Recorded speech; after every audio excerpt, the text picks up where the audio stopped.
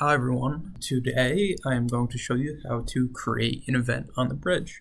Alright, so here's your homepage. It should look something like this. So to find your group, you're going to go up here to the Groups tab. Click down, there should be a drop-down menu. For the sake of today, I'm going to be creating an event in the Coloring Club. If you have trouble finding your group, you could just search it up top here, and it should pop right up. So we'll go into the Coloring Club. So then you'll click into Events. Once it loads, you can go up here in the top right corner and click the little green button that says Create Event. So once we hit Create Event, your screen should look like this. So there's a lot of different templates here, but for creating event, we are going to go into Event for RSOs. Alright, so now we are in what your event page should look like. So everything with a red asterisk is required. So to start, I'm going to just create a test event. So here you will put the name of your event. We really emphasize that you don't just put meeting, you put something that actually has a little context to what you're meeting about.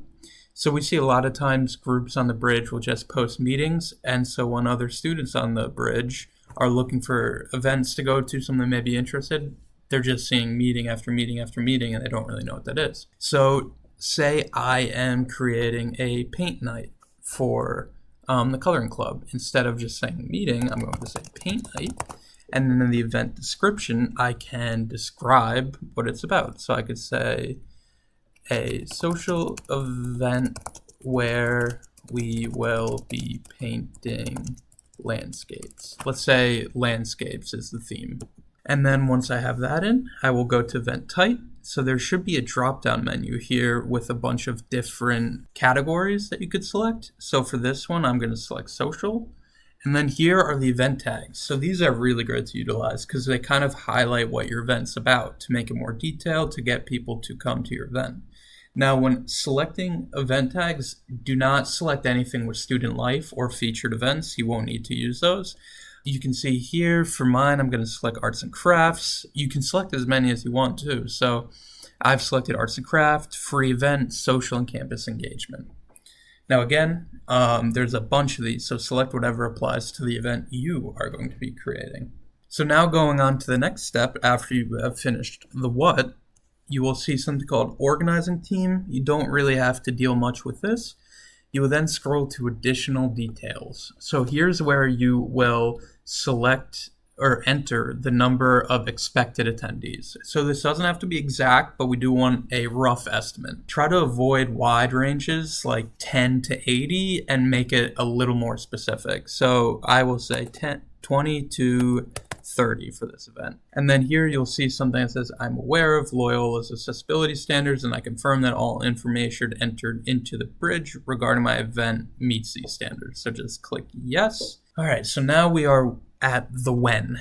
So for my event, I will make it Thursday, August 3rd at, let's say, 6 p.m. I'll make it 2 hours long till 8 p.m. All right, now moving into the where part of the event request. Do not touch this box or do not click TBD.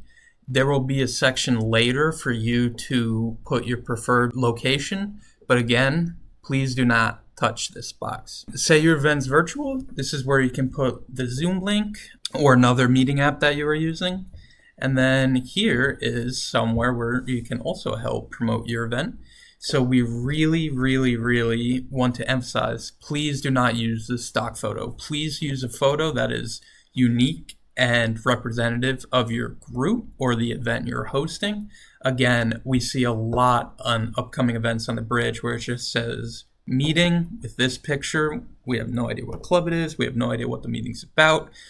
This really will help students understand what your event's about, and it will make them more likely to come. So to do that, you can just go to choose photo or photo gallery, depending on where your photo is downloaded, and then you can just upload it right there. So moving on now from photos and flyers, you can go to more details here where say you are going to have food at your event. You can input that here, but for the sake of this, we're going to move on.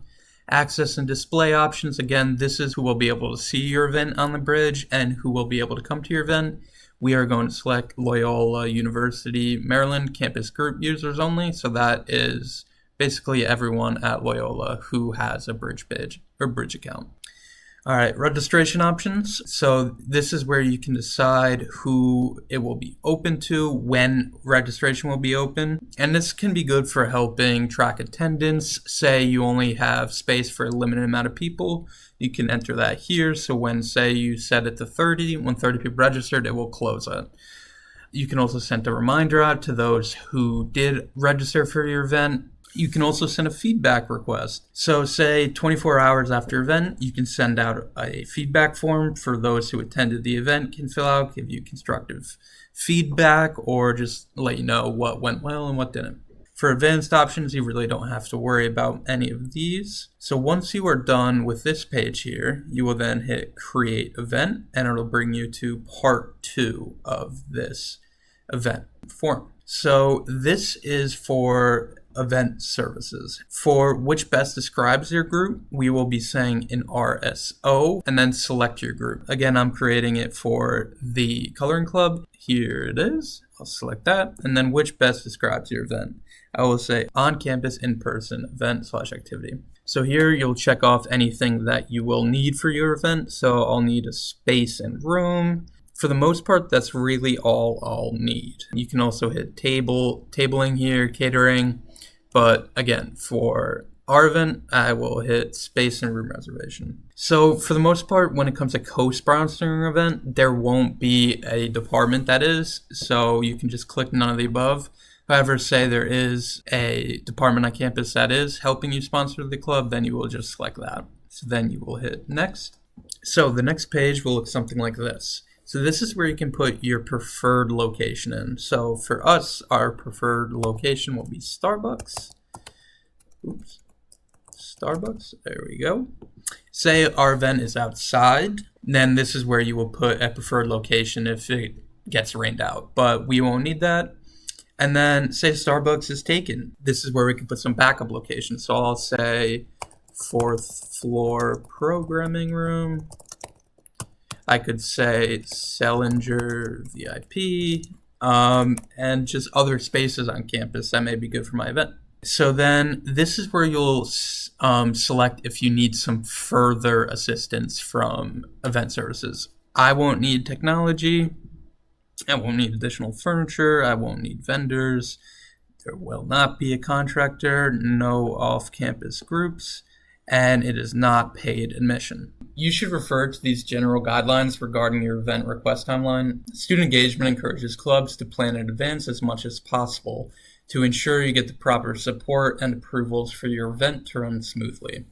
All right, so the next page may look something like this if it's a late night event, so you can just select who can see it. So I'll say anyone in the Loyola community, and then I would like it to be on the late night calendar. Then you'll hit submit. All right, so that is how you create an event. So if you hit this little view events here, it'll take you to upcoming events. So let's see, so paint night, here I am down here. You will see, it will say the date. Here are my little event tags, and then it will say pending approval. So that means it's gonna have to go through the workflow.